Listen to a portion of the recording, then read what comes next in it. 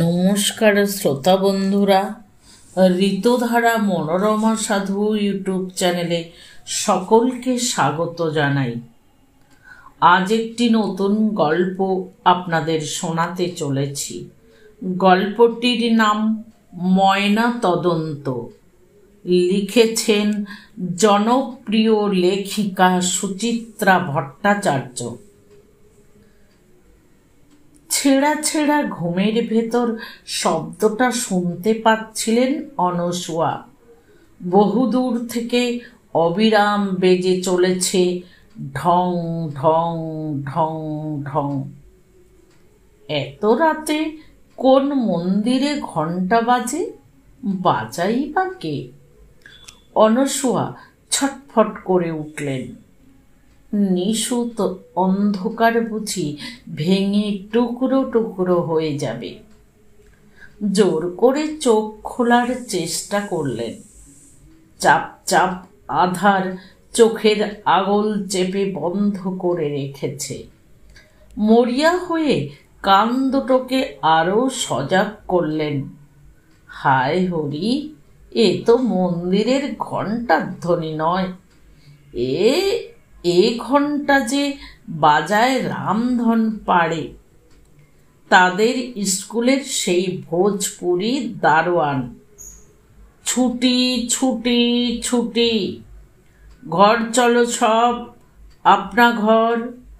ঢোলা ঢোলা হাঁটু ছোঁয়া ফ্রক, মাথায় লাল রিবনের ধেবড়া ফুল, কাঁধে ঝোলা ব্যাগ। মেয়েগুলো সব সঙ্গে সঙ্গে ছুটতে শুরু করেছে। পাই পাই ছুট।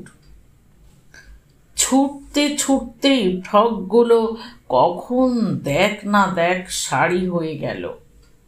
সবচেয়ে কালো ডুরে শাড়ি, টিয়া রং পেঁয়াজ পেড়ে শাড়ি। শাড়ির আঁচল কোমরে জড়িয়ে মেয়ের দল আবার ছুটছে। স্কুল বাড়ি পার হয়ে 3 মাথার মোড়, তারপর ঘোষালদের পোড়ো বাড়ি, তা পেরিয়ে খাদুর বাজার, রিক্সা স্ট্যান্ড, বাস রাস্তা। সব কিছুকে টপকে এসে মেয়ের দল গঞ্জের সীমানা পেরোলো।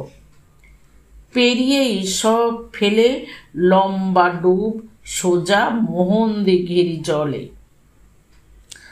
জল ছড়িয়ে কলকল লাফাচ্ছে, ঝাঁপাচ্ছে। দেখা দেখি অনসূয়াও ডুব দিলেন। ডুব দিতেই মা গো মা, এ কি দৃশ্য! মোহনদিঘির গহীন জলে পরপর শুধু মানুষের মুখ। বারবার ডুব দিয়ে মুখগুলোকে চেনার চেষ্টা করলেন। কারা এরা? কোত্থেকে এলো? কেনই বা এলো? টলমল কেউ নাচিয়ে জল অবিরাম লাফালাফি করে চলেছে। একটু স্থির না হলে তিনি বুঝবেনই বা কি করে?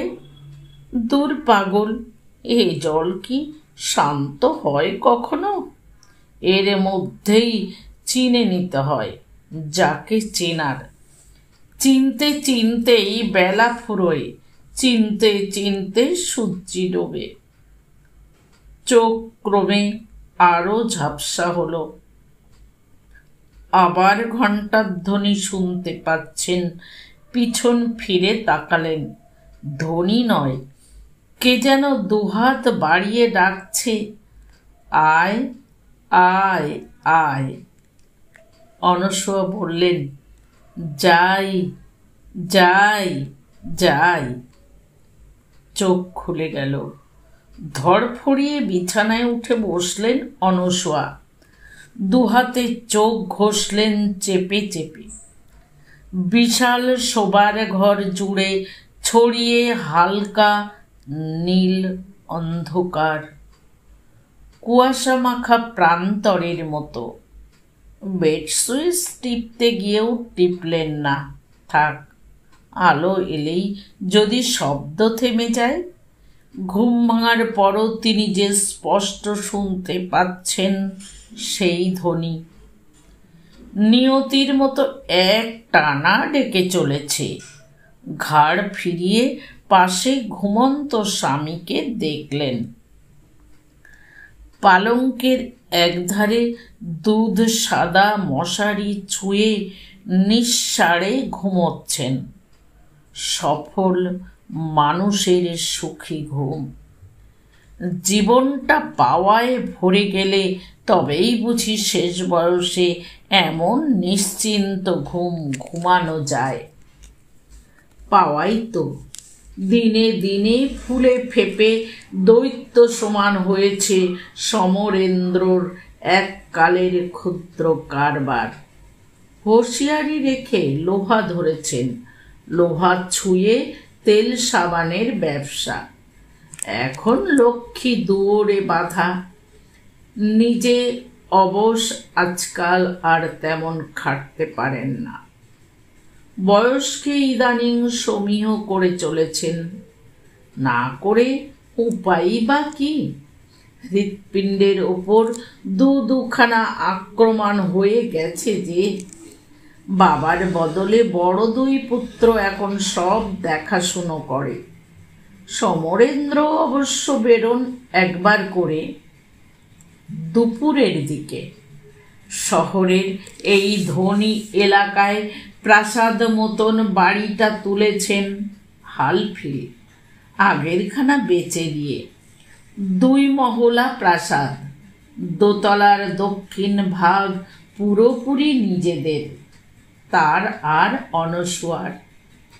প্রকাণ্ড 2খানা ঘর, লাগোয়া বাথরুম, সামনে খোলা বারান্দা।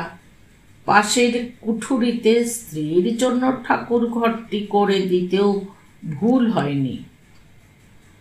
অনসূয়া মশারি তুলে অতি সাবধানে খাট থেকে নামলেন।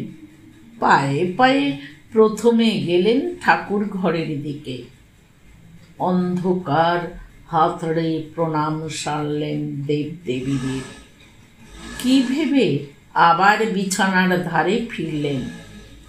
স্থির দৃষ্টিতে অনেকক্ষণ দেখলেন স্বামীকে।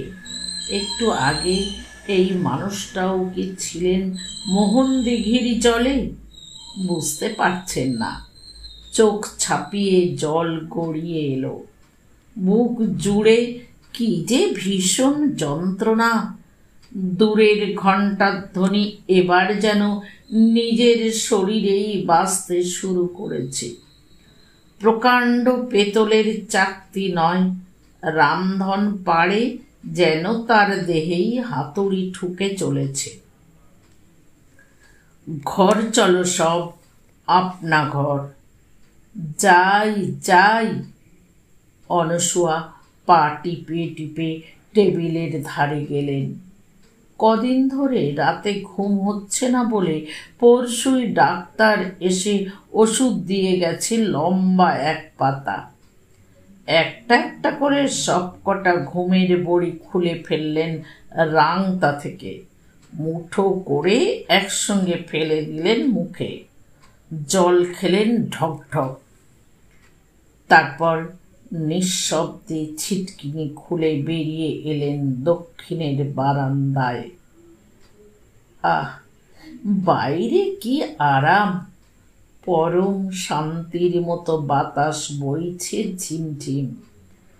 ছাই রং আকাশের গায়ে হালকা গোলাপি আভা। ভোর তবে এসে গেল। বারান্দার গ্রিলে হেলান দিয়ে অনসূয়া বসে পড়লেন। শেষ রাতের ঘন ঘুমে গোটা বাড়ি থমথমে করছে। প্রিয়জনদের নিঃশ্বাসের শব্দ কান পাতলেই শোনা যায়। চোখ বোঝবার আগে অনসূয়া শেষবারের মতো দেখে নিলেন তার উথলে পড়া সংসারটাকে। আবার বললেন, যাই। নির্জন আলো আধারের কোলে মাথা রেখে ক্রমশ ঘুম থেকে আরো ঘুমে তলিয়ে যেতে থাকলেন অনসূয়া। নিহারদার নাই। আজ সকালে 6 মাস পর সোনাডাঙ্গা হইতে সুরেশ আসিয়াছিল। কথা প্রসঙ্গে সে জানাইল নীহারদা নাকি গত অগ্রহায়ণ মাসে ইহলোকের মায়া ত্যাগ করিয়া চলিয়া গিয়াছেন। শেষ দিকে হাঁপের টানে খুব নাকি কষ্ট পাইতেন। আশ্চর্যের বিষয় এই যে আমি শুনিয়াও প্রথমটা বুঝিতে পারি নাই সুরেশ কাহার কথা বলিতেছে। বুঝিবার পর সমস্ত শরীর অকস্মাৎ অসাড় হইয়া গেল। কেন এমন হইল জানি না। মনে হইতেছিল আমি যেন পাথর হইয়া যাইতেছি। কোনো ক্রমে উঠিয়া ঘরে চলিয়া আসিলাম। হে ভগবান, এতদিন বাদে নীহারদার সংবাদ কেন পাইলাম? পাইলামই যদি, তবে তাহা মৃত্যু সংবাদ হইল কেন? এই কাহার মরণ? নীহারদার না অন্য কাহারও?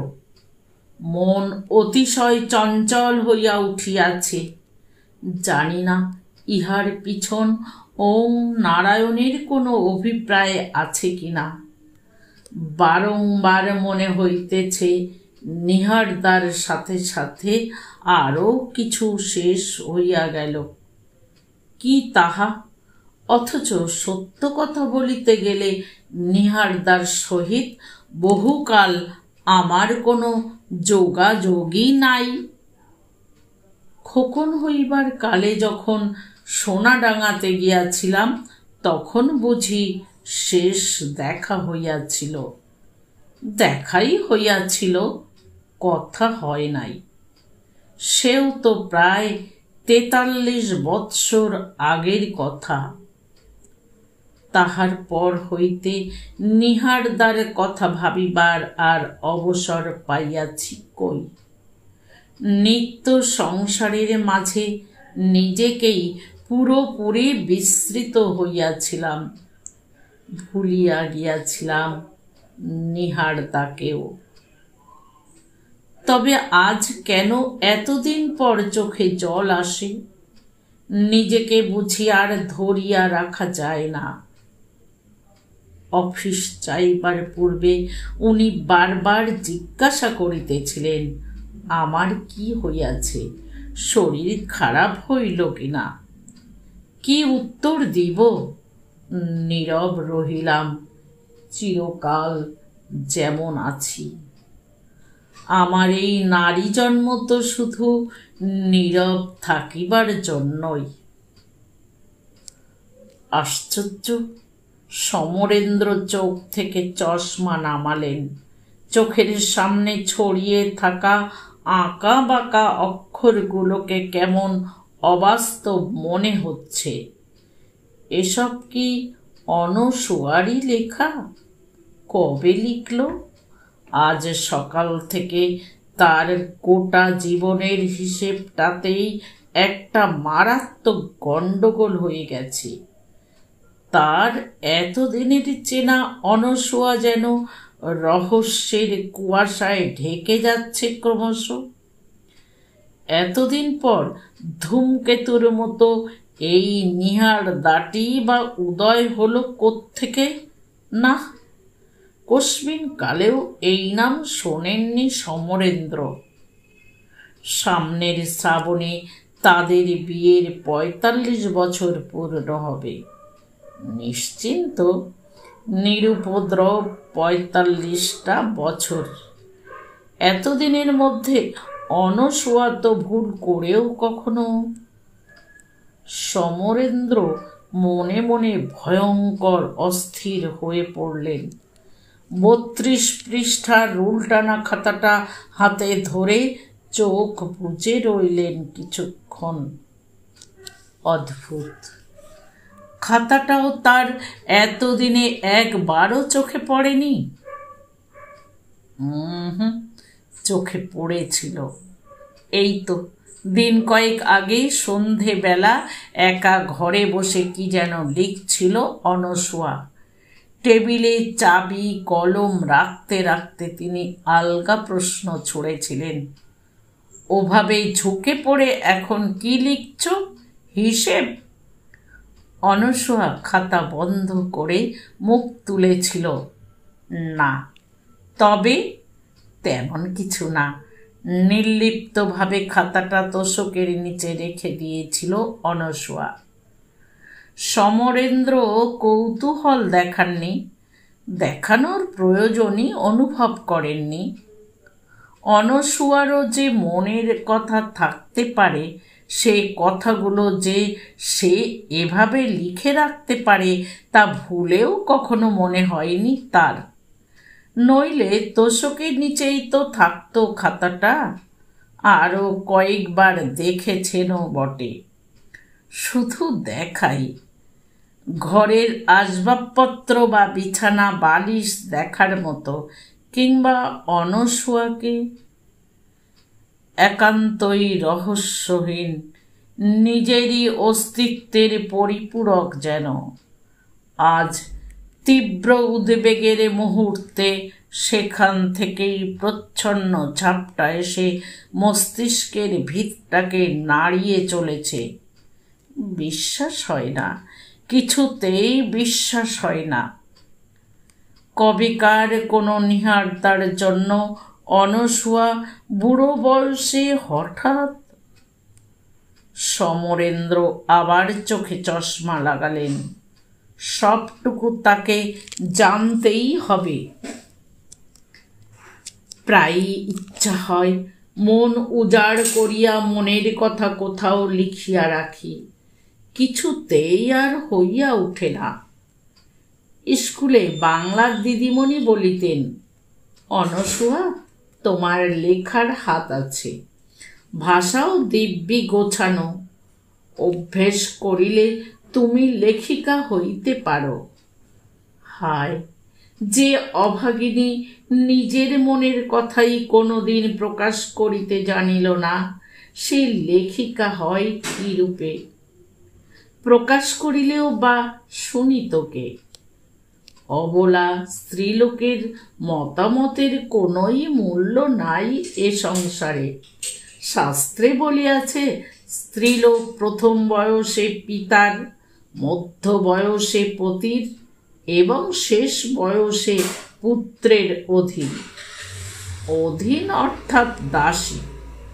তাহার কোনো পৃথক মন থাকা উচিত নহে, থাকিলেও তাহা প্রকাশ করিবার অধিকার নাই। সন্তান ধারণের জন্যই তাহার জন্ম, সন্তান পালন তাহার ধর্ম। ওং নারায়ণ সাক্ষী, আমি এই ধর্ম পালনে কদাপি অবহেলা দেখাই নাই। বিবাহের দিন হইতে কায়ে মনোবাক্যে স্বামীর সেবা করিতেছি। মিথ্যা বলিব না, তিনিও আমার কোনরূপ অভাব রাখেন নাই। না চাহিতেই শাড়ি, গহনা, বিলাস সামগ্রী হাতের কাছে পাইয়াছি। আমার এত পাওয়া দেখিয়া অনেকেই আমাকে মনে মনে হিংসা করে, আমার ননদেরা, আমার বোনেরা ইত্যাদি। ধন দৌলত পুত্র কন্যায় আমার সংসার যেন উপচাইয়া পড়িতেছে। তবু কেন মন আজ বিপরীত স্রোতে বহে? মনে হয় যাহা যেভাবে চাইয়াছিলাম কিছুই পাই নাই। দীর্ঘকাল একত্রে বসবাস করিয়াও নিজের স্বামী কি আপন হইয়াছে, নাকি পুত্র কন্যারা আমার আপনার? এই সংসারকেই বা আপনার ভাবিতে পারিতেছি কই? কি অর্থহীন প্রলাপ! এসবের মানে কি? সমরেন্দ্রর ভুরু জড় হল, কপালের শিথিল ভাঁজগুলো ক্রমে ঘন হচ্ছে। ফাল্গুনের সন্ধ্যাতেও ঘাম জমছে শরীরে। খাটের পিঠে ঋজু দেহ হেলানোর চেষ্টা করলেন। মাথার পিছনের শিরাগুলো দপদপ করে উঠল। খাট থেকে নেমে ফ্যানটাকে জোর করে দিলেন। এই জন্যই বলে স্ত্রিয়াশ্চরিত্রম দেবা ন জানন্তি। কিন্তু না, দেবতা না জানুক, সমরেন্দ্রকে জানতেই হবে। বিকেলের মুখে একরকম প্রায় জোর করেই তাকে নার্সিংহোম থেকে পাঠিয়ে দিয়েছে ছেলেমেয়েরা। তুমি আর থেকে কি করবে বাবা, আমরা তো আছি। তুমি বরং বৌদিদের সঙ্গে বাড়ি ফিরে যাও, বাচ্চারাও সারাদিন একা আছে। সমরেন্দ্র ফ্যাল করে তাকিয়েছিলেন। নার্সিংহোমের করিডোরে তখন থোকা থোকা জটলা। আত্মীয় স্বজনরা খবর পেয়ে দুপুরের পর থেকে আসতে শুরু করেছে। সকলের জিজ্ঞাসু চোখ ঘুরে ফিরে তাকেই দেখছে। দারুণ অস্বস্তি হচ্ছিল, তবু স্থিরভাবে বসেছিলেন তিনি। শুনু এসে পিঠে হাত রেখেছিল। ওঠো বাবা, গাড়ি যাচ্ছে, তুমি চলে যাও, একটু বিশ্রাম নাও গিয়ে। মৃদু প্রতিবাদ করেছিলেন তিনি, আর একটু নয় থাকি, ডাক্তার কি বলে আর একবার শুনে যাই। বাবু পাশে এসে দাঁড়িয়েছিল। নতুন কি শুনবে? স্টমাক ওয়াশ হয়ে গেছে, এখন তো শুধু অপেক্ষা করা, মিনিমাম 48 আওয়ার্স। হ্যাঁ, 48 ঘন্টা, সময়টা খুবই অল্প। তবু এই এক মুঠো সময়ই কখনো কখনো এত বেশি জরুরি হয়ে পড়ে। গোটা জীবনের হাজার হাজার ঘন্টাগুলো তখন যেন নিমেষে মূল্যহীন হয়ে যায় মাত্র ওইটুকু সময়ের কাছে। লম্বা 60-60টা বছর পার হয়ে এসে সেই সময়টুকুর হাতেই আটকা পড়ে গেছেন সমরেন্দ্র। ঘড়ি ধরে পরীক্ষা আরম্ভ হয়ে গেছে। হার্ট অত্যন্ত দুর্বল, ব্লাড প্রেশার একেবারেই লো। এবারের মতো পাশ করতে পারেন কি পারেন না।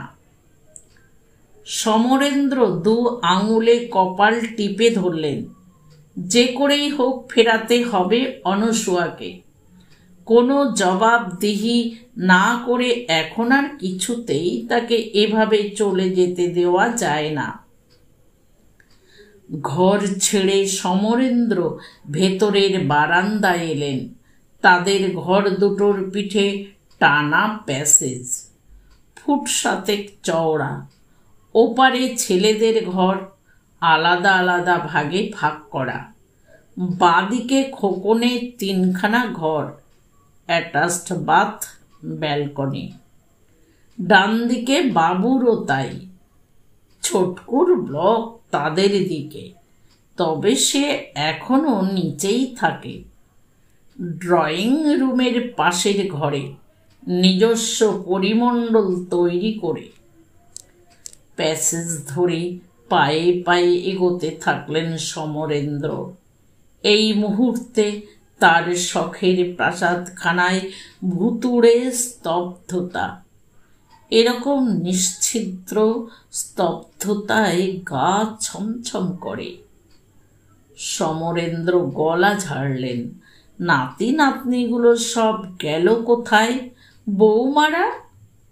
আরও এগিয়ে সিঁড়ি ঘুরে নিচে নামলে একতলায় খাবার ঘর, রান্নাঘর, দুখানা সাজগোজ করা পেল্লায় ড্রয়িং রুম। বাড়ির সকলে মনে হয় একতলাতেই জড়ো হয়েছে এখন। বুড়ো মানুষটা যে একা একা ওপরে রয়েছে সে কথা কি ভুলে গেল সকলে? সমরেন্দ্রর সামান্য অভিমান হলো এবার। ঝি চাকরগুলোও তো একবার ওপরে আসতে পারে। এগিয়ে গিয়ে প্যাসেজের বড় আলোটা জ্বালিয়ে দিলেন নিজেই। মাথাটা কেমন টলমল করে উঠল। অত বড় জুম লাইটের আলো আজ বড় ম্লান। দেওয়াল ধরে কয়েক মিনিট দাঁড়িয়ে রইলেন, নিঃশ্বাস নিলেন জোরে জোরে। তারপর মন্থর পায়ে যেমন এসেছিলেন তেমনি ফিরলেন ঘরে। বিশাল শূন্য ঘরে একা সাঁই সাঁই করে ঘরে চলেছে সিলিং ফ্যান। ফ্যানের উন্মত্ত হাওয়ায় শব্দ করে হাসছে অনস্বয়ার খাতা। সব মিলিয়ে আবহাওয়া বড় ভৌতিক। সমরেন্দ্রর বুক ঢিপ ঢিপ করে উঠল। বিছানা থেকে খামচা মেরে তুলে দিলেন উড়ন্ত পাতাগুলো। বার্ষিক পরীক্ষা শুরু হইতে তখন আর মাসখানেক বাকি। তাহার পরের বৎসরেই ম্যাট্রিক পরীক্ষা। একদিন স্কুল হইতে ফিরিতেই মা বলিল, তুমি কাল হইতে আর কোথাও বাহির হইবে না। আগামী শ্রাবণে তোমার বিবাহ স্থির হইয়াছে কলিকাতার সেই পাত্রটির সহিত। দিন কয়েক পূর্বে বাবা যে পাকা কথা বলিতে কাকাবাবুর সহিত কলিকাতায় গিয়াছিলেন তাহা জানিতাম। ইহার পূর্বেও বাবা আরও নানা স্থানে ঐরূপ কথা বলিতে গিয়াছেন, তবে সেগুলি কোনোটাই পাকিয়া উঠে নাই। পাকা হইবার পূর্বেই কাঁচা অবস্থায় ভূপতিত হইয়াছে। কলিকাতার সম্বন্ধটিও যে সেইরূপই হইবে এমন একটা দৃঢ় ধারণা আমার ছিল। সেই কারণে বিশেষ গুরুত্বও দিই নাই। কিন্তু মার কথা শুনিয়া ধারণা ভাঙিল। শুধু ধারণা নয়, মনে হইল হৃদয়টিও বুঝি ভাঙিয়া যাইবার উপক্রম হইতেছে। মা বলিলেন, কাল হইতেই তোমার আর স্কুলে যাওয়া চলিবে না। বিস্মিত হইয়া জিজ্ঞাসা করিলাম, কেন? মা উত্তর করিলেন, কেন আবার কি, বিবাহ স্থির হইয়া গিয়াছে, এখন আর পড়াশোনা করিবার কোনো প্রয়োজন নাই। রাগ হইয়া গেল। জিদ করিয়া বলিলাম, তাহা কিরূপে সম্ভব? সামনেই পরীক্ষা, এখন স্কুল যাওয়া বন্ধ করিতে পারিব না। মা কঠোর হইলেন। সাহস থাকিলে সে কথা তোমার বাবাকে গিয়া বলো। তিনি যা আদেশ দিয়াছেন তাহাই তোমাকে শুনাইলাম। এখন হইতে ড্যাং ড্যাং করিয়া রাস্তায় না বেড়াইয়া শরীর ফিরাইবার দিকে মন দাও। রোদে ঘুরিয়া কালো রং তো আরও কালো করিয়াছ। কাল হইতে প্রত্যহ মুগ ডাল বাটা, দুধের সর, ময়দা, বেসন মুখে মাখিতে হইবে। এইরূপ মুখে ছিঁড়ি দেখিয়াও তাহারা পছন্দ করিয়াছে, এই না ঢের। মুখ হইয়া গেলাম। সত্য কথা স্বীকার করিতে সংকোচ নাই। নিহারদার প্রতি আকর্ষণ ছিল সত্য, তবে নিহারদাকে না পাইলে বাঁচিব না এমন কোনো উন্মাদনা কোনো দিনই অনুভব করি নাই। নিহারদাকে ভালো লাগিত, তাহার মূল কারণ নিহারদাই ছিল আমার নিকট বহির্বিশ্বের একমাত্র দরজা। জ্ঞানলাভের পীঠস্থান ছিল আমার সোনাডাঙ্গা বালিকা বিদ্যালয়। মনে বড় স্বপ্ন ছিল স্কুল পাশ করিয়া কলেজে পড়িব। আমাদের সোনাডাঙ্গার বেশ কয়েকজন মেয়ে তখন স্কুল পাশ করিয়া কলেজে আইএ বিএ পড়িতেছে। তাহারা কত ভাগ্যবতী! পড়াশোনা শিখিতে পারিলে মনের কত দরজা যে খুলিয়া যায়। যত পড়াশোনা করিতেছি এই নিখিল বিশ্ব সম্পর্কে কত কিছু জানিতে পারিতেছি। ফুল কিভাবে ফোটে, গাছেরও প্রাণ আছে, দক্ষিণ আমেরিকায় ইনকারা বাস করিত, গ্রহণ কেন হয়, আরও কত কিছু। পুস্তক হইতে জ্ঞান লাভের সাথে সাথে নীহারদার নিকট হইতেও কত কিছু শিখিতাম। নীহারদা আমাকে দ্বিতীয় বিশ্বযুদ্ধের সমাচার শুনাইত। Hitler, Mussolini, Stalin, Roosevelt, Truman প্রমুখ রাষ্ট্রনায়কদের নাম নীহারদার মুখেই প্রথম শুনি। নীহারদা বলিত, জাপানিরা নাকি যে কোনো দিন কলিকাতায় বোমা ফেলিতে পারে। শুনিতে শুনিতে রোমাঞ্চিত হইতাম। হায়, মূর্খেরই জীবন তো অন্ধেরই জীবন। আমাকে কেন আলোক লাভ হইতে বঞ্চিত হইতে হইবে? কিন্তু সাহস করিয়া কিছুতেই বাবাকে সে কথা বলিতে পারিলাম না। বাবার মুখের উপর কথা বলিবার সাহস আমাদের কাহারও ছিল না, মায়েরও নহে। আমি বা স্বামীর মুখের উপর কয়টা কথা বলিতে পারিয়াছি? নীহারদা বলিয়াছিল, ছি, তুমি না বলো কাদম্বিনী, গাঙ্গুলি, চন্দ্রমুখী বসুরা তোমার আদর্শ? তবে কেন সাহস করিয়া সে কথা বাড়িতে বলিতে পারিতেছ না? আমার গলা কাঁপিয়া গিয়াছিল, বলিয়াছিলাম সাহস পাইতেছি না। শুনিয়া নীহারদা অতিশয় উত্তেজিত হইয়া উঠিয়াছিল, বলিয়াছিল, শুনো অনসূয়া, নারী জাগরণের যুগ শুরু হইয়া গিয়াছে, তুমি প্রতিবাদ করো। বাজারের আলু পটলের ন্যায় বারবার পাত্রপক্ষ আসিয়া তোমাকে যাচাই করিয়া যায়, তোমার অপমান বোধ নাই? হায়, আমার আবার মান অপমান! যাহাদের প্রতিবাদ করিবার ভাষা নাই, তাহাদের মান সাজে না। স্বপ্ন দেখাও তাহাদের উচিত নহে। সত্যই এই বিবাহ স্থির হইবার পূর্বে কত পাত্রপক্ষ আসিয়া যে আমাকে বাতিল করিয়াছে। যাহারা পছন্দ করিত তাহাদের সহিত দরে বনিত না। 2-3টি দল তো আমাকে হাঁটাইয়া, চুল খুলাইয়া, গায়ের চামড়া ঘষিয়া নানাভাবে যাচাই করিয়াছিল, পছন্দ করে নাই। শেষে কলিকাতার এই পাত্রপক্ষটির সহিত দরে বনিল। পাত্র মন্দ নহে, সুপুরুষ এবং চালাক চতুর, আয়ে পাশ দিয়াছে এবং যুদ্ধের বাজারে কারবার ফাদিয়া ভালো উপায় করিতেছে। 2000 টাকা নগদে তখনকার দিনে আমার সামান্য উঁচু দাঁত এবং ঈষৎ চাপা নাক তাহাদের নিকট সুন্দর হইয়া উঠিল। 30 ভরি সোনায় আমার শ্বশুর মহাশয় আমাকে অনেক বেশি উজ্জ্বল দেখিলেন। সমরেন্দ্র ঠোঁট কামড়ে ধরলেন। একটা চাপা অপমান বোধ যেন হামাগুড়ি দিয়ে নেমে যেতে শুরু করেছে পিঠের শিরোদাঁড়াবে।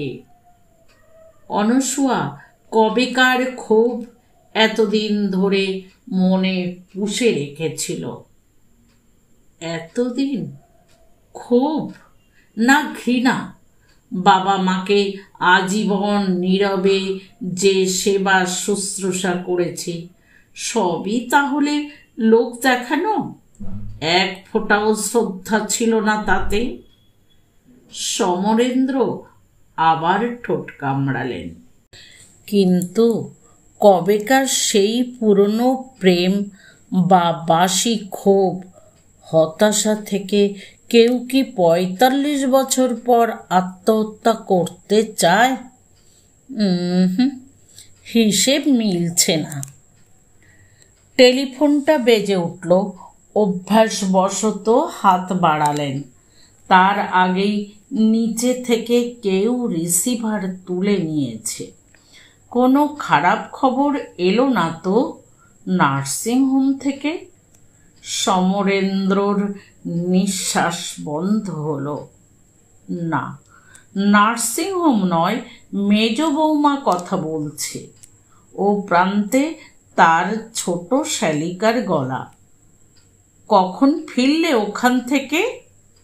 এই তো কিছুক্ষণ আগে। অবস্থা কেমন দেখলে? আসার সময় একটু বেটার দেখে এসেছি।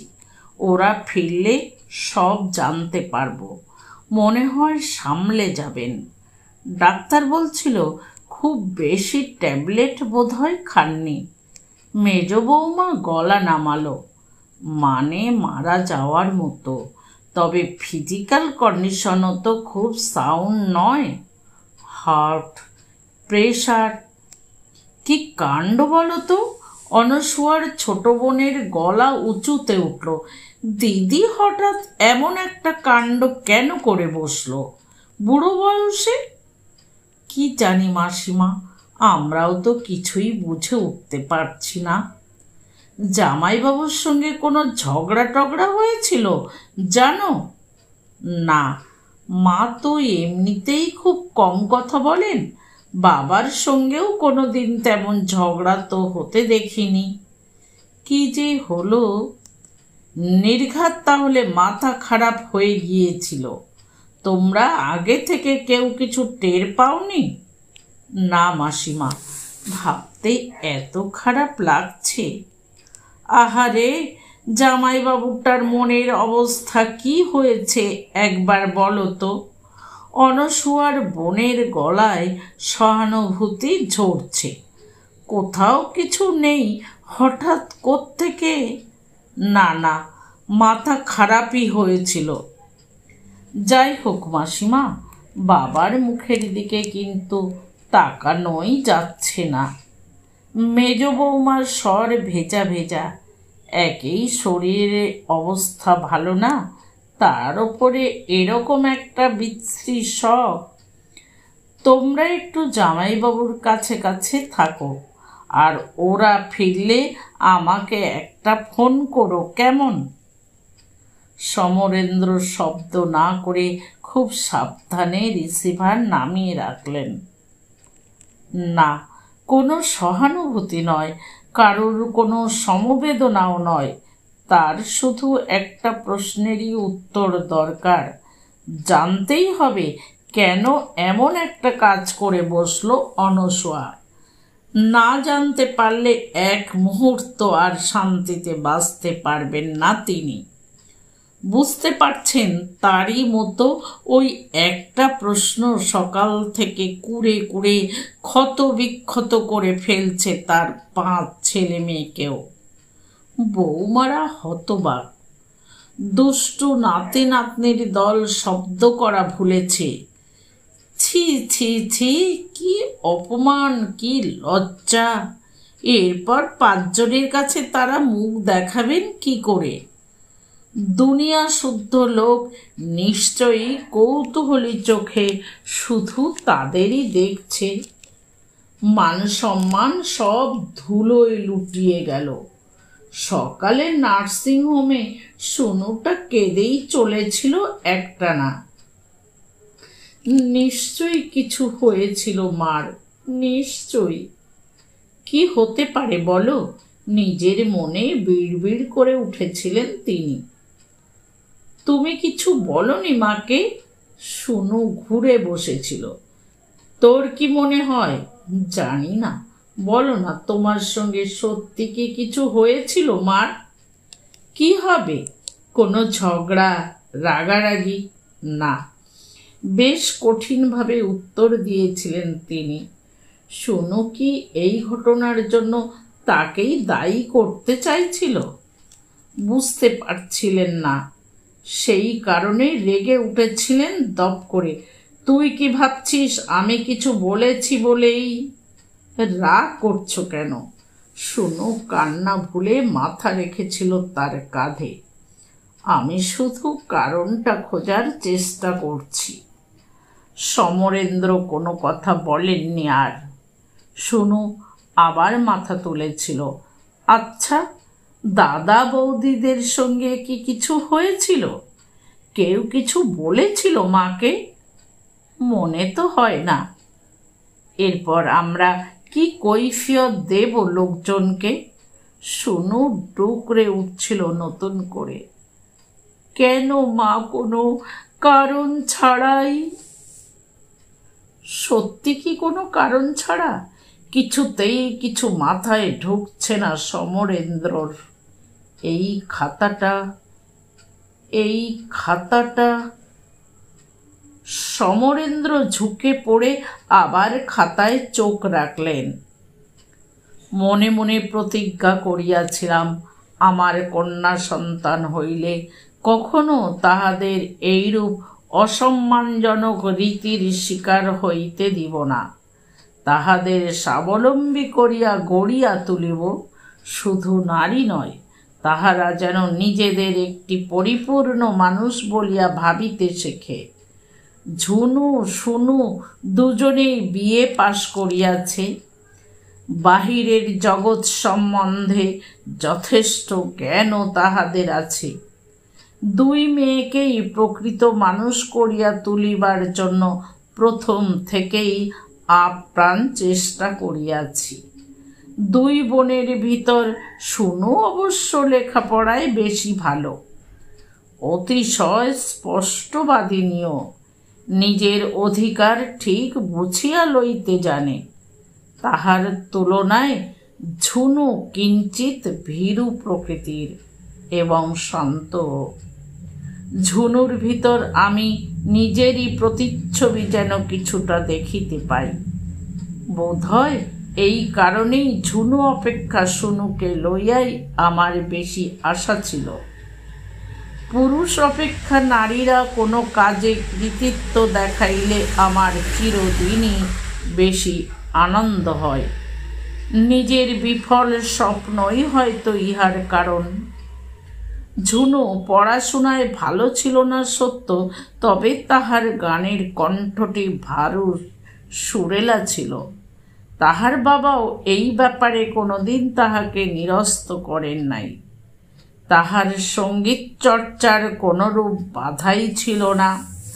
প্রথম বাধা আসিল যখন সে গীতশ্রী হইবার পর একটি স্কুলে মিউজিক টিচারের চাকুরি পাইল।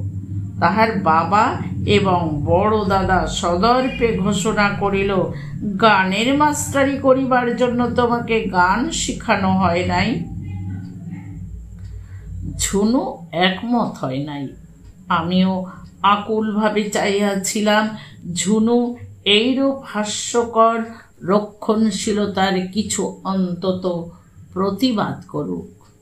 সৌভাগ্যের কথা, ঝুনু তাহা করিয়াছিল। সেই আমার জীবনের প্রথম সুখ। ও ঝুনুর পিছনে তাহলে সেদিন অনশোয়া ছিল। সমরেন্দ্রর চোয়াল নিজের অজান্তেই শক্ত হলো। সূক্ষ্ম অপমানবোধটা এবার টুকরো টুকরো রাগ হয়ে ছড়িয়ে যাচ্ছে মুখে। তাই সেদিন ঝুনুর অত তেজ।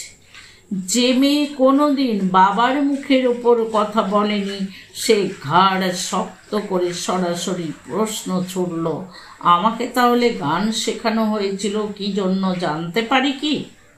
নিশ্চয়ই জানতে পারো। সমরেন্দ্রর আগে খোকন ঝাঁপিয়ে উঠেছিল। ভদ্র ঘরের মেয়েরা গান শেখে নিজেদের আনন্দের জন্য, একটা কিছু শিখতে হয় সেই জন্য। আমি মানি না। ঝুনু তর্ক চালিয়ে গিয়েছিল মুখে মুখে। তার থেকে বলো না কেন, বিয়ে দিতে গেলে গান একটা এক্সট্রা কোয়ালিফিকেশন, সেই জন্যই শিখিয়েছ। বেশ, তাই যদি মনে করিস তাই। খোকন গলা চড়িয়েছিল। ভালো ঘরের মেয়েরা কখনো গানের মাস্টারি করে না। তাছাড়া তোর গান শিখিয়ে রোজগার করার কি প্রয়োজন? কিসের অভাব আছে তোর? সরি দাদা, চাকরিটা আমাকে নিতেই হবে। আমি কথা দিয়ে ফেলেছি, তোর কোনো যুক্তি মানতে পারছি না। চিরদিনের শান্ত ঝুনু কেন যে সেদিন অত রুখে উঠেছিল তা যেন এখন একটু একটু বুঝতে পারছেন সমরেন্দ্র। কারুর পরোক্ষ মদত না থাকলে খোকনের মুখের ওপর কথা বলা দেখে তিনি সেদিন চিৎকার করে উঠেছিলেন, চুপ, আর একটাও কথা নয়, এ বাড়িতে আমি যা বলবো তাই হবে। গানের মাস্টারি করার কথা ভুলেও কোনোদিন উচ্চারণ করবে না। ঝুনু ঝমঝম করে ঘরে ঢুকে দরজা বন্ধ করেছিল। মেয়ের স্পর্ধা দেখে সত্যি স্তম্ভিত হয়ে গিয়েছিলেন সমরেন্দ্র। না, মেয়ে অবশ্য তারপর আর গান শেখাতে যায়নি, তবু তিনি 3 মাস কথা বলেননি মেয়ের সঙ্গে। প্রথম কথা বলেছিলেন ভবানীপুরের সম্বন্ধটা পাকাপাকি করে আসার পর। কাল বাড়ির থেকে কোথাও বেরোবে না, তোমাকে বিকেলে দেখতে আসবে। সমরেন্দ্র ঠোঁটের ফাঁকে বাঁকা হাসি দেখা দিল। অন্যমনস্কভাবে মিটিমিটি হাসছেন। অনেক বড় বড় কথা শুনেছেন তিনি। All rubbish. মেয়েরা মূলত লোভী এবং বিলাসপ্রিয়। তিনি ঠিক বুঝেছিলেন একবার বড় লোকের বউ হয়ে যেতে পারলে ঝুনুর গানের মাস্টারির ইচ্ছের উত্তাপটা 2 দিনে বাষ্প হয়ে উবে যাবে। গেছেও। যত শিক্ষিত, যত আধুনিকই হোক না কেন, বিয়ের লাড্ডু দেখলে জিভ লক লক করে না এমন মেয়ের সংখ্যা 1 আঙুলেই গুনে ফেলা যায়। মৃদু মাথা দুলিয়ে সমরেন্দ্র চটি খাতার পাতা উল্টালেন। ঝুনুর বিবাহ স্থির হইবার পূর্বে একবার ওনাকে বলিয়াছিলাম, ঝুনু বড় হইয়াছে, দিন স্থির করিবার পূর্বে একবার তাহার মত লইবে না? উনি ক্রুদ্ধ হইয়াছিলেন। তাহার আবার মতামত কি? আমরা কি তাহাকে জলে ফেলিয়া দিব?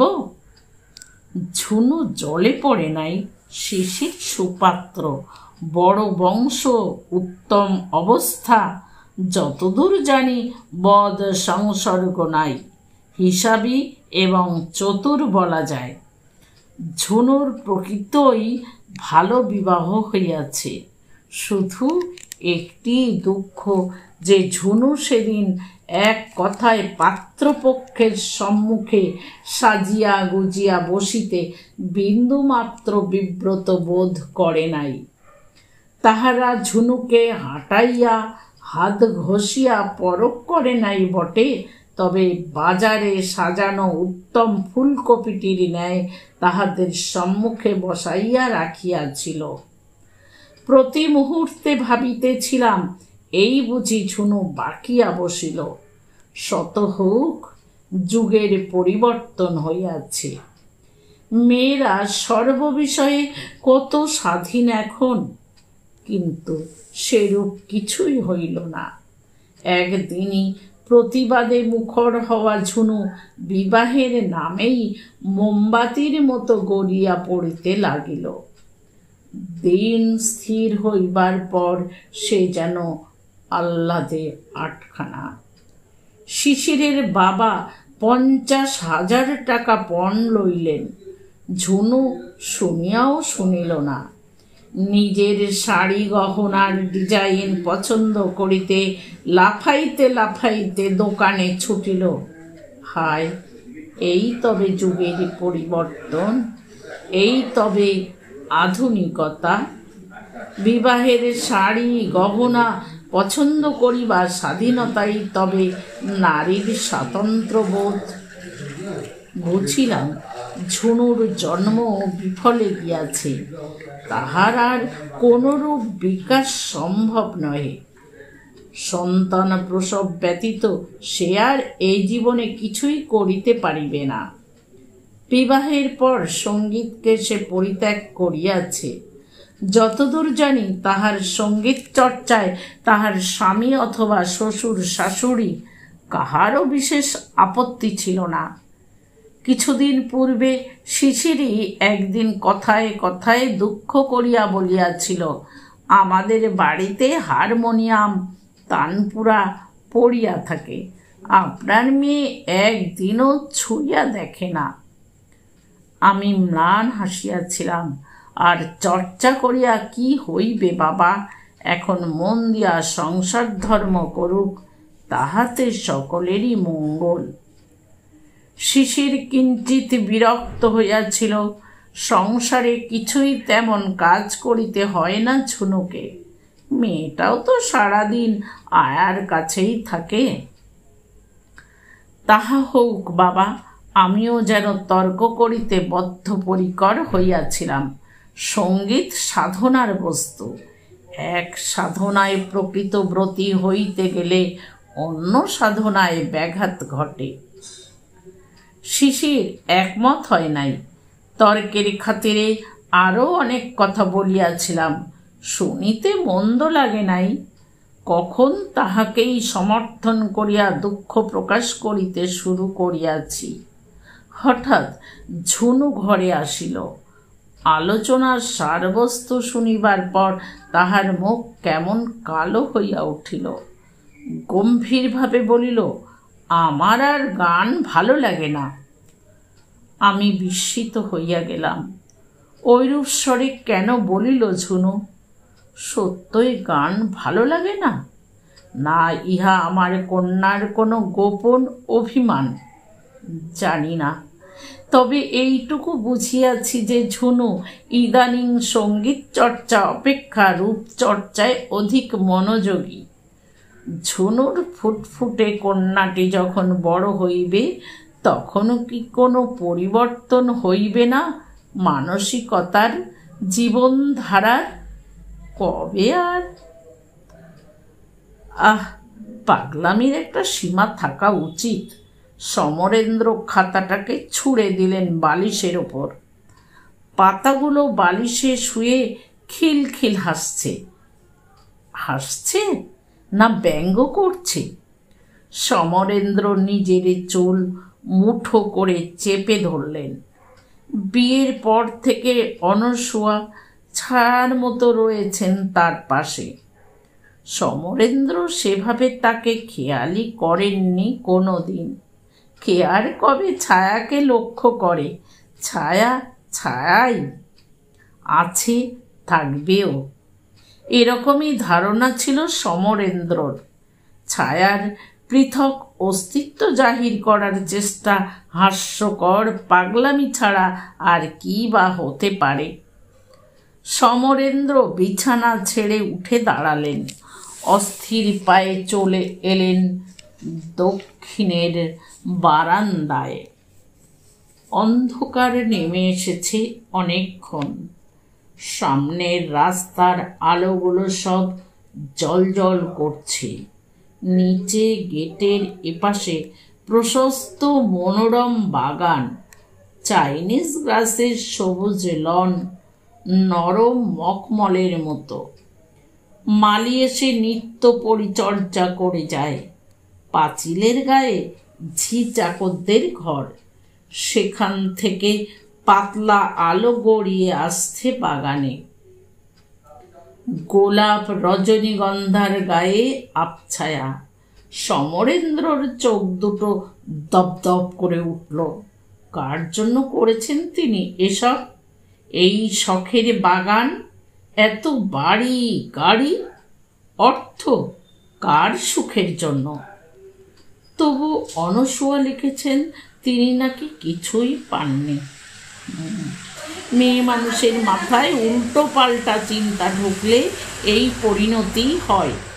এসব উদ্ভট ভাবনা নিশ্চয়ই কেউ মাথায় ঢুকিয়েছিল, না হলে শান্ত নিরীহ স্ত্রীলোকের মাথায় এত সব জটিল দুঃখ আসে কি করে? অনসূয়াকে বুদ্ধি দেবার মতো তবে কি কেউ? সমরেন্দ্র পিঠ সোজা করলেন। তাদের দুটো গাড়ি ফিরছে। নিঃশব্দে গেটের সামনে পরপর এসে দাঁড়ালো।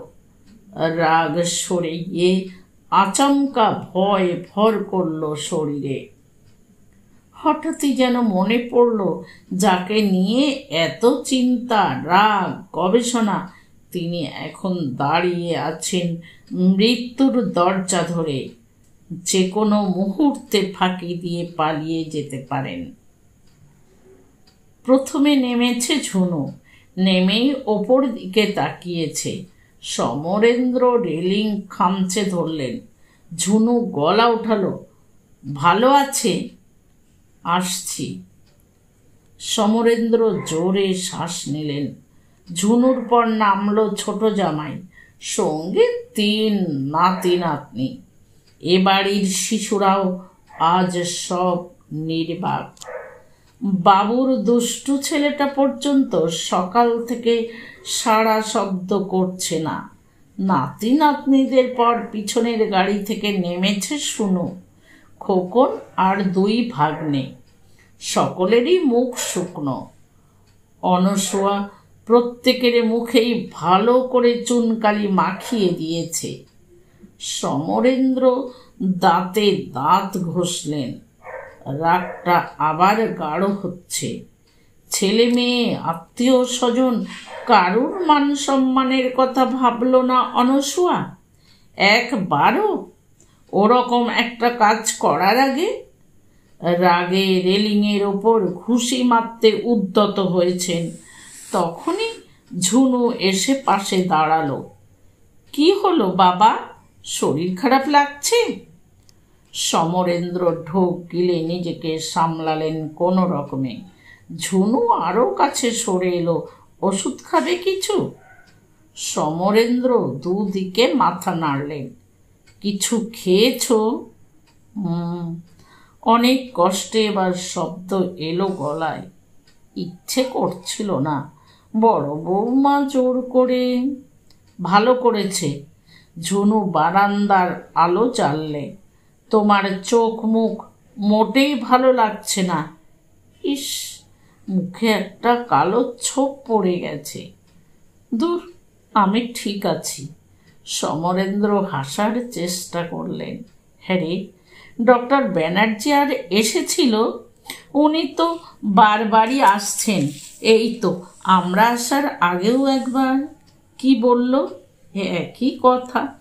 ঝুনু দীর্ঘশ্বাস ফেলল। 48 ঘন্টা না গেলে। বলতে বলতে হাত রাখলো বাবার বুকে।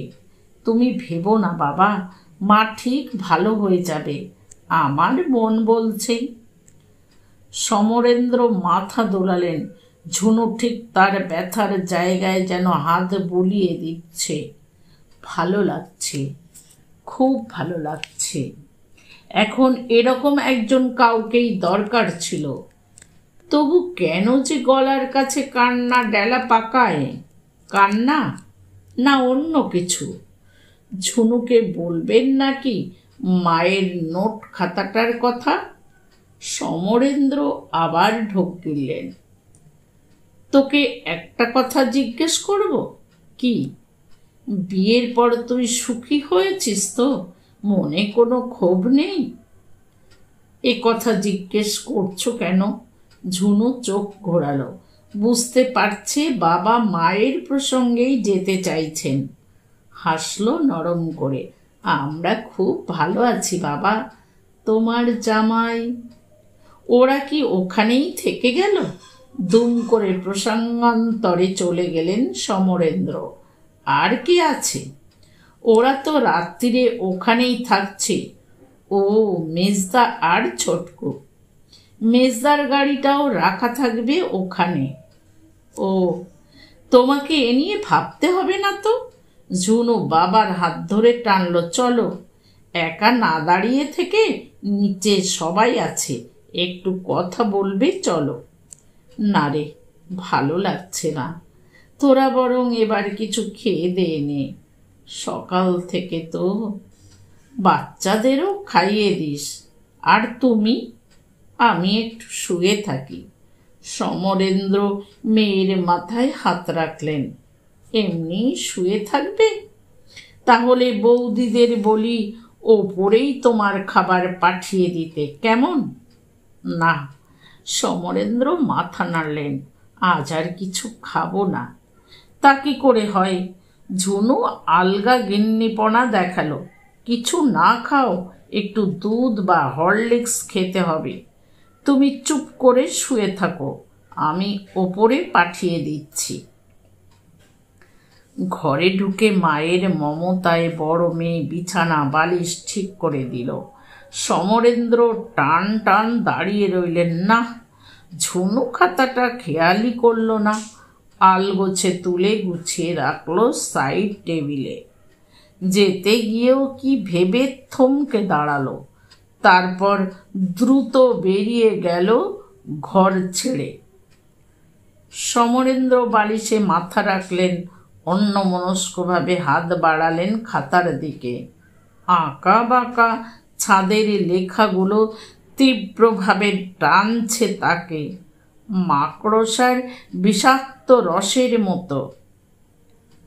ভাবিয়াছিলাম সাংঘাতিক কিছু ঘটিয়া যাইবে, প্রচণ্ড কোনো বিস্ফোরণ, অথবা তাহা অপেক্ষাও মারাত্মক কিছু। কিন্তু তেমন কিছুই হইল না। সব শুনিবার পর উনি শান্তভাবে ব্যাপারটা মানিয়া লইলেন।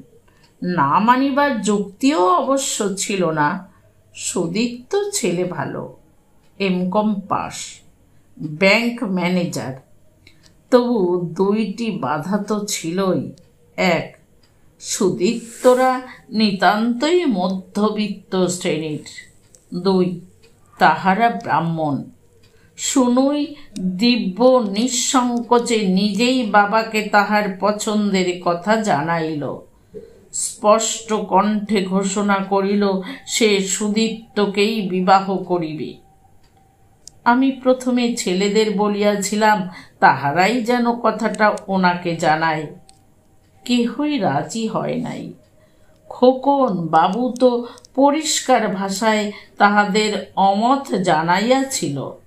যেখানে ঝুনু কিংবা বৌমারা মুখ খুলিতে সাহস পাইল না, সেখানে আমি কথা বলি কোন ভরসায়?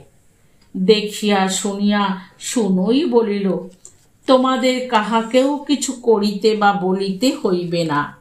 বাবার সম্মতি আমি নিজেই আদায় করিতে পারিব। ভয়ে শিহরিয়া উঠিলেও মনে কিঞ্চিত গর্ব অনুভব করিলাম। আমার এই কনিষ্ঠা কন্যাটি সত্যই স্পষ্টবাদিনী। স্বাধিকার প্রতিষ্ঠার সৎসাহস তাহার আছে। শৈশব হইতেই শুনু নিজের দাবি সোচ্চারে ঘোষণা করিতে পারে। কিন্তু কন্যার মতো পিতাও মানসিক দিক দিয়া এত অগ্রসর হইয়া গিয়াছেন কবে? কবে থেকে তাহার এই পরিবর্তন হইল? যুগপৎ বিস্মিত এবং আনন্দিত হইলাম। তবে সেই বিস্ময় এবং আনন্দ উভয়ই বড় ক্ষণস্থায়ী হইল না। উনি কখনোই সম্পূর্ণ উদার চিত্তে এই বিবাহে মত দেন নাই।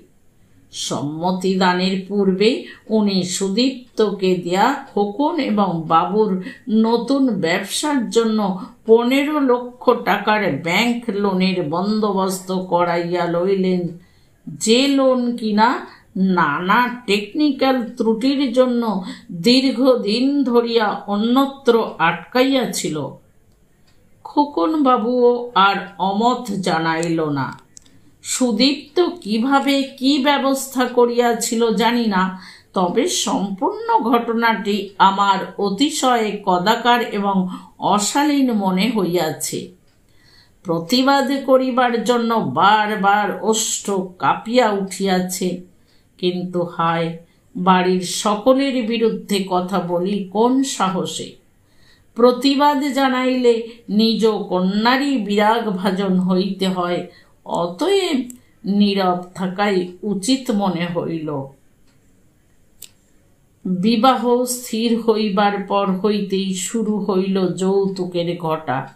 শুনু প্রকাশ্যে বলিত, আমার প্রেমের বিয়ে বলিয়া কি আমি ফাঁকিতে পড়িব?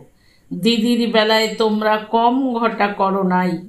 তাছাড়া সুদীপ্ত তোমাদের জন্য যথেষ্ট করিতেছে, তাহাকে তোমরা কোনো মতেই বঞ্চিত করিতে পারো না। কথাগুলো অবশ্য শুনাইয়াছিল আমাকেই। এক কথার উত্তরে। একদিন আমি জিজ্ঞাসা করিয়া ফেলিয়াছিলাম, হ্যাঁ রে, এত সব টাকা গহনায় তোদের ভালোবাসা চাপা পড়িয়া যাইবে না তো? তাহারই উত্তরে উক্ত ভাষণ শিহরিত হইলাম। এই তবে আমার বুদ্ধিমতী স্পষ্টবাদিনী শিক্ষিতা কন্যা।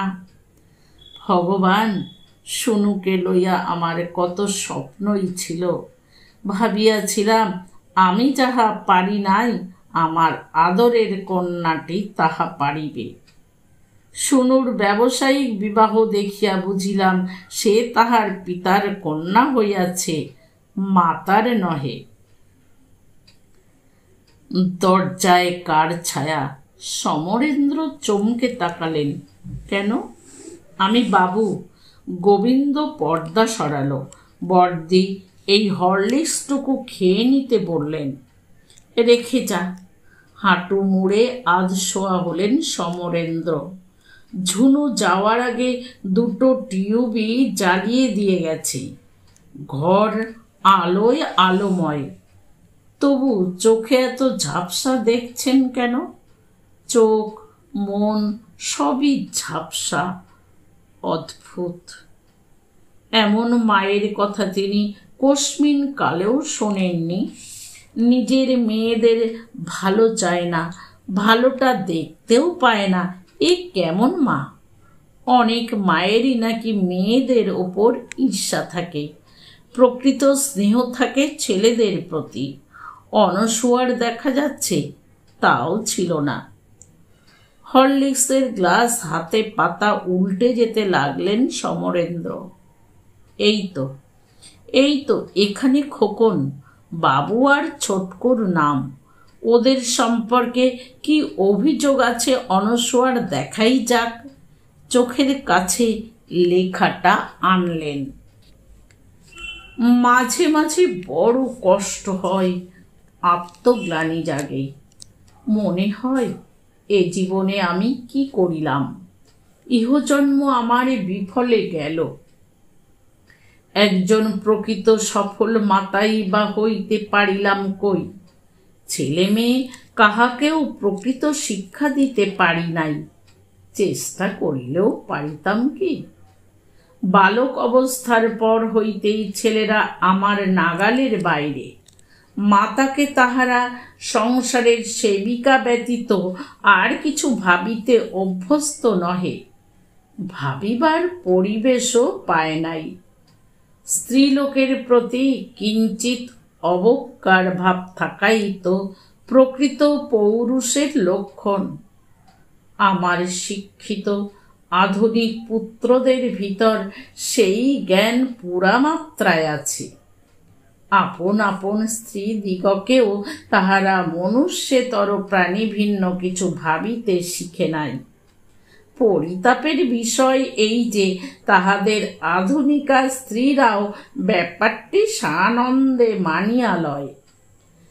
গৃহপালিত আদরের পশুটির ন্যায় তাহারা ভাবনাহীন জীবন যাপনই বেশি পছন্দ করে এবং মাঝে মাঝে হিংসার বশবর্তী হইয়া পরস্পরকে আক্রমণ করে। হে ভগবান, কবে আমাদের দেশের মেয়েরা নিজেদের পরিপূর্ণ মানুষ বলিয়া ভাবিতে শিখিবে? আমার পুত্রদের ন্যায় ঈর্ষাকাতর ভ্রাতাও এই চর্মচক্ষে আর দেখি নাই। বড় হইবার সাথে সাথে তাহাদের ভ্রাতৃত্বের বন্ধন শিথিলতর হইতেছে। মহাভারতে যুধিষ্ঠির দুর্যোধনের কথা পড়িয়াছি, তবে তাহারাও সহোদর ভ্রাতা ছিল না। লোক সমক্ষে অবশ্য আমার পুত্র এবং পুত্র বধূদ্বয় অতিশয় বিনয়ী, ভদ্র এবং হাস্যমুখর। যে কেহ দেখিলে ভাবিবে, আহা, ভাইয়ে ভাইয়ে কি মিল, কি ভালোবাসা। প্রকৃতই যদি সেরূপ হইত, খোকন এবং বাবুর মধ্যে ব্যবসা লইয়া যে উন্মত্ত লালসার সংঘাত দেখিতেছি, তাহা ভাষায় বর্ণনা করা যায় না। মাঝে মাঝে সন্দেহ হয় ইহারা একই মায়ের দুধ খাইয়াছিল কিনা, এবং সেই মা আমি কিনা। ছোটকুটা তো দিন দিন বিলাসপ্রিয় এবং মদ্যপ হইয়া উঠিতেছে, যথেষ্ট টাকা উড়াইয়া বেড়ায়, কুসংসর্গে মেলামেশা করে। আমি শাসন করিতে গেলে আমাকে উল্টা ট্যাকে গোজে। সমস্ত অভিযোগ হয় হাসি নয় চিৎকার করিয়া উড়াইয়া দেয়। হতভাগিনী মায়ের নিকট কিছুই গোপন থাকে না, বড় অনুশোচনা জাগে। একটি ছেলেকেও যদি মনের মতো করিয়া গড়িতে পারিতাম। কিছুদিন পূর্বে মেজ বৌমার সহিত ছোটকুর যে বাদানুবাদ হইয়া গেল, তাহা বস্তিবাসীদেরও লজ্জা দিবে। সৌভাগ্যক্রমে উনি সেদিন বাড়ি ছিলেন না, নতুবা ওনার তৃতীয় হার্ট অ্যাটাকটিও হইয়া যাইত। সমরেন্দ্র নড়ে চড়ে বসলেন। বুকের বাঁ দিকটা হঠাৎ কেমন চিনচিন করতে শুরু করেছে। কেউ যেন নিঃশব্দে হৃৎপিণ্ডে নখের আঁচড় কেটে চলেছে। হাত বাড়িয়ে সাইড টেবিল থেকে ছোট্ট ওষুধের শিশিটা টানলেন। একদানা বড়ি জিভের তলায় ফেলে রেখে দিলেন সমরেন্দ্র। আবার খাতা খুললেন। ওনার প্রথম স্ট্রোক হয় আজ হইতে 15 বৎসর পূর্বে, 53 বৎসর বয়সে। দ্বিতীয়টি তাহার 10 বৎসর পর। 53 বৎসর বয়সে হার্ট অ্যাটাক হওয়া হয়তো অস্বাভাবিক নহে। আজকাল তো যে কোনো বয়সে আকছার হইতেছে। তবে আমি যেন বিবাহের রাত্রি হইতেই এই দুর্ঘটনার পদধ্বনি শুনিতে পাইতাম। একটি তেজি অশ্বের ন্যায় সমগ্র জীবনভর তিনি শুধু ছুটিতেছেন। অশ্ব সুযোগ পাইলে দাঁড়াইয়া বিশ্রাম নেয়, কিন্তু তাহার শয়নে স্বপনেও কোনো বিশ্রাম ছিল না। যৌবনে যুদ্ধের বাজারে বুদ্ধি খাটাইয়া বেশ কিছু অর্থ করিয়াছিলেন। যুদ্ধ থামিল, তাহার অর্থের লালসা কমিল না। এক ব্যবসায় হইতে অন্য ব্যবসায়, সেখান হইতে আর এক। অর্থোপার্জনের নেশা তাহাকে যেন আজীবন মাতাল করিয়া রাখিয়াছে। কখনো ভুলেও ঘোর কাটে না। ছুটন্ত অশ্ব যেমন নিজের ছায়াও দেখিতে পায় না, তিনিও তেমনি কোনো দিকে তাকাইবার অবকাশ পান নাই কখনো। পাইলে নিশ্চয়ই থমকাইয়া দাঁড়াইতেন। হায়, সে সুযোগই বা তাহার আসিল কই? রাত্রে হা ক্লান্ত হইয়া শয্যায় আসিতেন। পাশে আমি তখন শুধুই ক্ষুধা মিটাইবার যন্ত্র। বিশেষ কথাবার্তা কদাপি হইত না। সারাদিন শ্বশুর শাশুড়ি সন্তানাদের পরিচর্যা করিয়া রাত্রে স্বামীর হৃদয়ের স্পর্শ পাইবার জন্য ব্যাকুল হইয়া থাকিতাম। কিন্তু তিনি ফিরিয়া তাকাইলেন কই? যদিও বা কচির দেখিতেন, চিনিবার চেষ্টা করেন নাই। আপন প্রতাপ এবং দম্ভ তাহার মানুষ চিনিবার নয়ন দুটি বিনষ্ট করিয়া দিয়াছে। হ্যাঁ, তাহার প্রচণ্ড পৌরুষ সম্পর্কে আমার কোনো সংশয় নাই। যৌবনে শয্যায়, প্রৌঢ়ত্বে ব্যবসায় এবং বার্ধক্যে অর্থের দম্ভে তিনি মুহুর্মুহু পৌরুষের পরিচয় দিয়াছেন। অস্বীকার করিয়া লাভ নাই, আমি তাহাকে ভয় পাই। তিনি চিরকালই আমার প্রভু, কদাপি আমার প্রাণ সখা নহেন। ইহার মূল কারণ হয়তো আমারই অকারণ ভীরুতা। নিজের দাবি কোনো দিনই জানাইতে পারিলাম না। তিনিও খেলার পুতুল ব্যতীত আমাকে অন্য কোনো রূপে ভাবিতে পারিলেন না। ঘর বাড়ি সাজাইবার সাথে সাথে আমাকেও সাজাইয়াছেন আপন ইচ্ছা মতন। অকাতরে শাড়ি গহনা দিয়াছেন। বলিতে দ্বিধা নাই, প্রথমবার হৃদরোগে আক্রান্ত হইবার পর তাহাকে যখন নার্সিংহোমে লইয়া যাওয়া হইতেছিল, তখন তাহার মুখ দেখিয়া আমি কাঁপিয়া উঠিয়াছিলাম। শক্তির শেষ সীমায় পৌঁছানো মৃত প্রায় অশ্বের ন্যায় তাহার মুখ হইতে লালা ঝরিতেছিল। এত কামনা, এত বাসনার পরিণতি তবে এই ভাবিয়া বারবার শিহরিয়া উঠিয়াছি। তবু বারবার ভগবানের নিকট প্রার্থনা করিয়াছি, হে ঠাকুর, ওনাকে সুস্থ করিয়া দাও। কারণ যাহাই হোক, যেমনই হোক, তিনি আমার ইষ্ট দেবতা, আমার প্রাণের প্রাণ। ওং নারায়ণ, তাহাকে দীর্ঘজীবী করুন। সমরেন্দ্র বুকের উপর খাতাটা রেখে চিত হয়ে শুলেন। বিস্ময়ে থেকে আরো বিস্ময়ে ক্রমশ তলিয়ে যাচ্ছেন যেন। স্ত্রী সম্পর্কে এতদিনকার ধ্যান ধারণা এক সন্ধ্যার ধাক্কায় ভেঙে চুরমার হয়ে যাবে কে জানত? কিংবা আদৌ কি কোনো ধারণা ছিল তার? সমরেন্দ্র বুঝে উঠতে পারছেন না বলেই আরো অধৈর্য হয়ে উঠছেন। ঠিক কোন অতৃপ্তিটা অনসূয়াকে আত্মহত্যার দিকে ঠেলে দিল? জীবনের শেষ লগ্নে এসে বুকের চিনচিন ভাবটা বাড়ছে যেন। ফ্যান আরো জোরে করা দরকার। ওঠার মতো বল পাচ্ছেন না শরীরে। কপালে হাত চেপে শুয়ে রইলেন চুপচাপ। এতক্ষণে দোতলায় ছেলে মেয়েদের গলা পাওয়া যাচ্ছে। খোকন টেলিফোন করছে কাউকে। কত রাত এখন? মেজ বৌমা চাপা গলায় ছেলেকে ধমকে উঠল, আহ, একদম শব্দ করবে না, দাদুর ঘুম ভেঙে যাবে। শুনুর গলা শোনা গেল, বাবার ঘরে আজ রাতে কারুর কিন্তু শোয়া দরকার। দিদি, তুই শুবি নাকি বুবলিকে নিয়ে? নাকি আমি? কে যেন বলে উঠল, একটা ট্রাঙ্কুলাইজার খাইয়ে দিয়ে শোনা। ওরকম একটা শখ পেয়েছেন। তোমরা কিছুক্ষণ বাবার কাছে গিয়ে বসো তো, যদি না ঘুমিয়ে থাকেন। সমরেন্দ্র বুক চেপে চকিতে উঠে দাঁড়ালেন। এক্ষুনি দরজাটা বন্ধ করে দেওয়া দরকার, এক্ষুনি।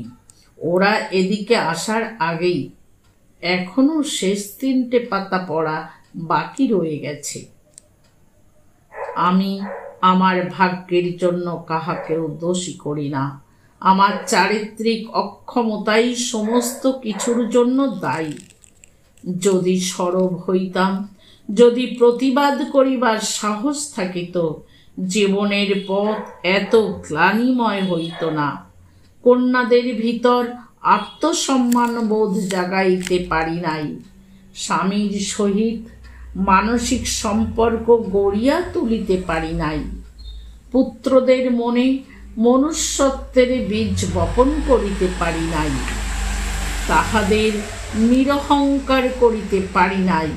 আমার জীবন এক অভাগিনীর বিফলতার ইতিহাস। বিবাহ স্থির হইয়া গিয়াছে শুনিয়া সেই দিন সন্ধ্যায় নিহারদার সহিত দেখা করিয়াছিলাম। নিহারদা খুবই আহত হইয়াছিল। বলিয়াছিল, তুমি কি, তুমি কেন সরব হইতে পারিতেছ না? আমি কাঁদিয়া বলিয়াছিলাম, আমার ভয় করে। নিহারদা বলিয়াছিল, তবে আমি তোমার বাবার সহিত কথা বলিব। তোমার বিবাহ দেওয়াই যদি তিনি স্থির করিয়া থাকেন, তবে আমার কথা ভাবিবেন না কেন? তোমার কলিকাতার ব্যবসায়ী পাত্র অপেক্ষা আমি কোনরূপেই অযোগ্য নই। আইন পাশ করিলেই সদরে গিয়ে প্র্যাকটিস শুরু করিব। আমার গলা কাঁপিয়াছিল। কিন্তু কোনো কিন্তু নহে, আমি আজই তোমার বাবাকে সমস্ত কথা জানাইব, তোমাকে ছাড়িয়া আমি বাঁচিব না। শ্বাসরুদ্ধ হইয়া গিয়াছিল। সত্যই যদি নিহারদা কথা বলে। প্রবল আতঙ্কে তাহার হাত চাপিয়া ধরিয়াছিলাম।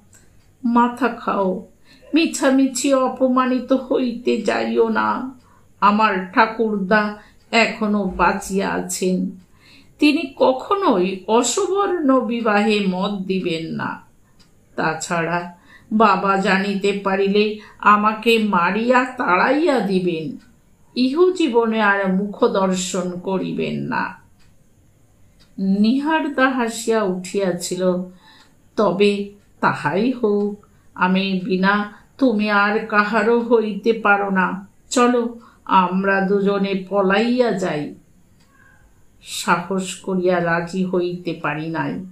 কাঁদিয়া কাটিয়া ফিরিয়া আসিয়াছিলাম। নিহারদাও অভিমানে আর কোনোদিন আমার সহিত কথা বলে নাই। বিবাহের পর আমাকে দেখিলে মুখ ফিরাইয়া চলিয়া যাইত। আমার মনে হইত নিহারদা যেন নিরুচ্চারে বলিতেছে, ভীতু ভীতু, তোমাকে আমি ঘৃণা করি। জানি নিহারদা আমার বিরহে একাকী দিন যাপন করে নাই। এক ভীতু মেয়ের কথা ভাবিয়া কি আর কোথায় বসিয়া থাকে। সংসার তাহাকে উপেক্ষা করিয়া আগাইয়া চলে। নিহারদা পরে আমাকে ঘৃণা করিত। প্রেম হইতেই তো ঘৃণার জন্ম হয়। আমিও একদিন এই পৃথিবীকে ভালোবাসিয়াছিলাম, আজ বিতৃষ্ণা জন্মিয়াছে। নিজের উপরও কম ঘৃণা জাগে না। বহু যুগ পরে নিহারদার সেই নীরব ধিক্কার আজ নিজের কণ্ঠেই শুনিতে পাই। ভীতু ভীতু, তোমাকে আমি ঘৃণা করি। সেই দিন সন্ধ্যায় শেষ বিদায়কালে নিহারদা আরও একবার বলিয়াছিল, অনসূয়া, আবার বলিতেছি, একবার নিজের ভিতর সাহস আনো। এ পৃথিবী ভীরুদের জন্য নহে। নিজের জীবনকে সার্থক সুন্দর করিবার দায় তোমার নিজেরই। জন্মকে বিফল করিও না। সাহসী হও, সাহসী হও। সেই দিন কথাগুলি শুনিয়া বুক কাঁপিয়াছিল। আজ কথাগুলি মর্মে মর্মে অনুভব করিতেছি। সেই দিন প্রথম যৌবনে যে সিদ্ধান্ত লইবার সাহস পাই নাই, তাহাই কি আমার সমগ্র জীবনকে এমন বিফল করিয়া তুলিল? এই জীবনের তবে অর্থ কি? বৃথাই এই মনুষ্য জন্মকে ধারণ করিয়া আছি। এইবার ফিরিতে হবে। জীবনের নিকট যত ঋণ তাহা পরিশোধ করিবার জন্য আর একবার কি আরম্ভ করা যায় না? আমি ফিরিতে চাই। হে নারায়ণ, দয়া করিয়া আমাকে তুমি পথ দেখাও। এরপর শেষের দিকের লাইনগুলো হিচিপিচি, অজস্র কাটাকাটিতে ভরা। সমরেন্দ্র হাজার চেষ্টা করে উপরে উঠতে পারছেন না। বাহাতের মুঠোয় সজোরে খাতাটা দুমড়ে মুচড়ে ধরেছেন। বুঝেও যেন বুঝতে পারছেন না কিছুই। শুধু মনে হচ্ছে এ খাতা এক্ষুনি নষ্ট করে ফেলা দরকার। এ লেখা আর কারুর হাতে পড়া উচিত নয়। ভাবার সঙ্গে সঙ্গে উঠে পড়েছেন। দ্রুত চলে গেছেন লাগোয়া বাথরুমে। রঙিন টাইলস এর কোলে দাউ দাউ পুড়ে যাচ্ছে অনসূয়ার কথাটা। ক্রমে ছাই হয়ে গেল।